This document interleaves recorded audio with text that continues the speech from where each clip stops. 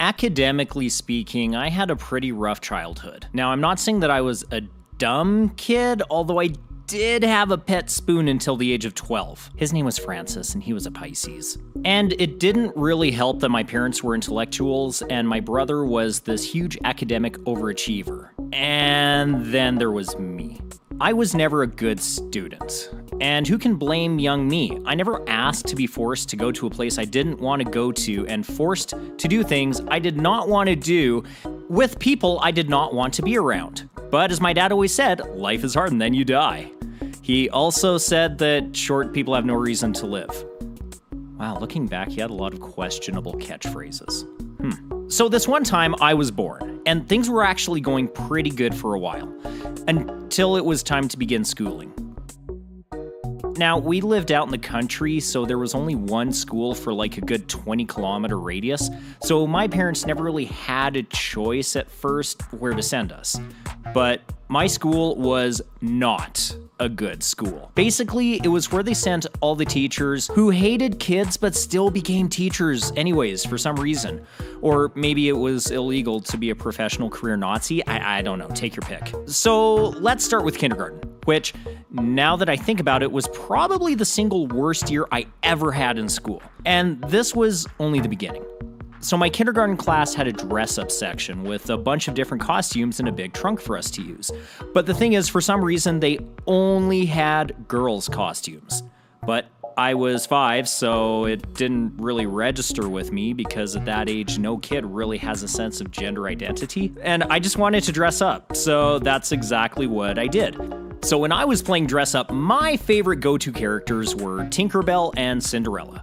This made my teacher very uncomfortable. Compound that with the fact that I wouldn't even answer my teacher until she guessed which character I was. I think this teacher was from Westboro Baptist Church or something, because this immediately resulted in my parents being called in for a meeting with my teacher and the school psychologist. But my parents always had my back and actually thought that what I was doing was pretty great. However, the psychologist told my parents that this meant, and I'm not exaggerating even a little bit, that I was going to grow up to be a homosexual transvestite if I was allowed to continue cross-dressing. So my parents asked the teacher why they didn't just have any boy or gender-neutral costumes. And I can't remember what the answer was, but basically my parents told them to deal with it or go back to the Soviet Union. So as the school year went on and I got my Tinkerbell steez on freaking lockdown, I had also gravitated to drawing. Eventually, drawing was all I ever did. I didn't even play. For me, drawing was playing.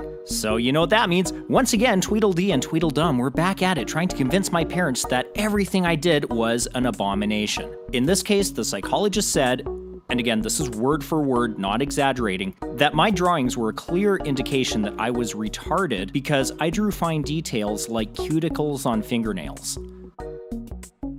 Oh, and I also forgot to mention that this school was French immersion, so I never understood literally a single word that my teacher ever said to me ever. Also, I threw up on her desk once. Looking back, I'm pretty happy about that. Okay, so let's recap. I'm in a school full of Nazi teachers and psychologists who hate kids and got their credentials from the Salem witch trials, and on top of it, everyone is speaking absolute gibberish. So essentially, I completely missed out on my first 3 years of education. Also, just a shout out to my first grade teacher, who we will call Madame Morris. And she was from Madagascar. Anyways, she was cut out of the exact same cloth as my kindergarten teacher. Her thing was that she would not let me write with my left hand. Quick backstory, I'm left-handed. Whenever I did hold my pencil with my left hand, she would take it out of my left hand, put it in my right hand, and hit my left hand with a meter stick. And I'm not talking like a little love tap here. I remember at least one time she hit it right on my knuckles so hard that it drew blood. So by the 3rd grade, my parents had clued in about the Nazi school and pulled my brother and I out of it and got us into a regular public school, which was much better. But by the time I started grade 3, I was basically still at the academic level of my first day of kindergarten. But 3rd grade was special because that was the first time I had a hot teacher. I know I was only 8, but everyone has 1 or 2 hot teachers in their school career, right? This was about the only area in which I was actually ahead of the curve. We'll say her name was Miss Connor, and she had this 50s pinup girl fashion sense, which is actually probably the reason why I've kind of got a fetish for that. Anyways, I remember this one day she was wearing this inappropriately low-cut one-piece summer dress with like cherry print all over it, and she was like leaning over to help me with my work, and I could see her belly button right through her. Okay, moving on. Grade 4 was the first time I had a teacher who actually cared about my success. She was like 4 feet tall, and she had this thing where she would stand on top of her desk, bang it with a broomstick, yelling at us all to shut up. In all fairness, we deserved it. I also ran into her many years later at random, and it was pretty cool, but she was insisting that I call her Janet and that I go for a drink with her. Being a fundamental figure from my early childhood, it's kind of like Big Bird offering you a line of Coke.